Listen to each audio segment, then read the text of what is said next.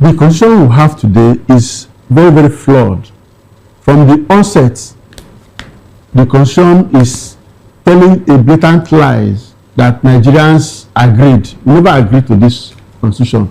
In fact, when OBJ was sworn in, the constitution was still not ready as at the moment he got sworn in.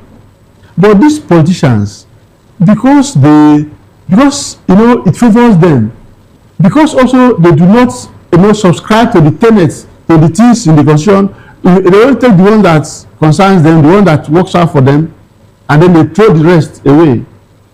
So they don't care. But several Nigerians, eminent Nigerians, have said it many times over that we need to get a new constitution. There are things that need to be there. There are a lot of things that ought not to be there. But coming back to this guy, what the guy said is nothing wrong about it. There's nothing wrong about it. If their children were in the military, Nigerian military, they will not be doing this hanky-panky game they're playing. How could you send people to the war front to go and fight terrorists while your NSA is just telling you that, look, let's take it easy with these guys are our brothers and all that? Why will you send people to go and fight when the ones they arrest, you will say you want to de-radicalize them, you want to reintegrate them, you want to create a window, a corridor where these guys will be reabsorbed into the system, and you say they are repented. How could they be repented? So they are actually wasting the lives of Nigerian youths who are in the military. That is why no reasonable Nigerian will go and join the military. You see the games the politicians are playing. They are playing politics or politicking with the lives of Nigerians. And that is unacceptable. The young man just vented. In fact, he should be thankful to God that he said what he said. Now they've taken him to Abuja. It's better for him to be in detention than for him to be sent to be killed at the war front.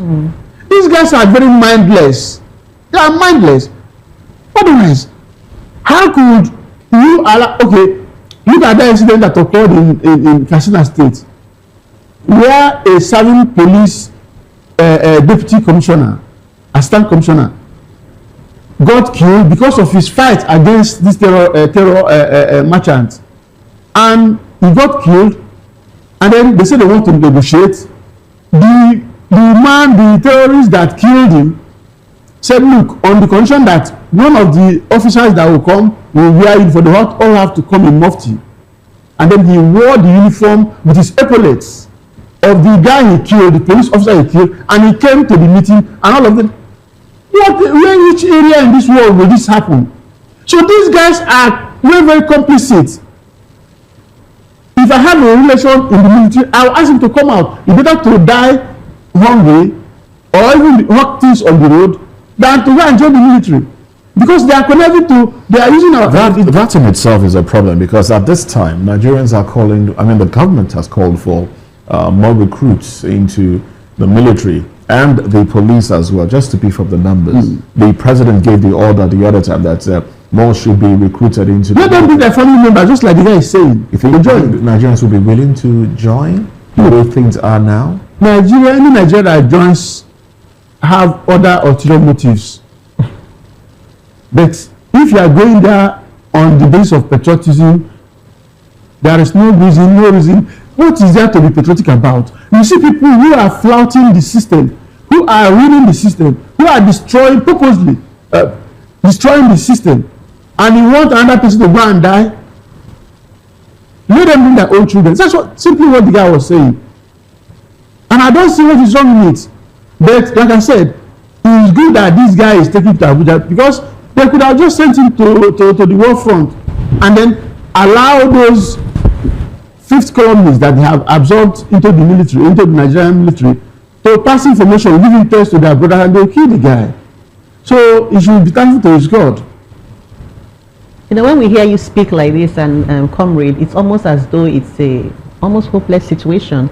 So at this point, it is hopeless. It is hopeless to the extent that how could you ask someone to go and fight at the war front?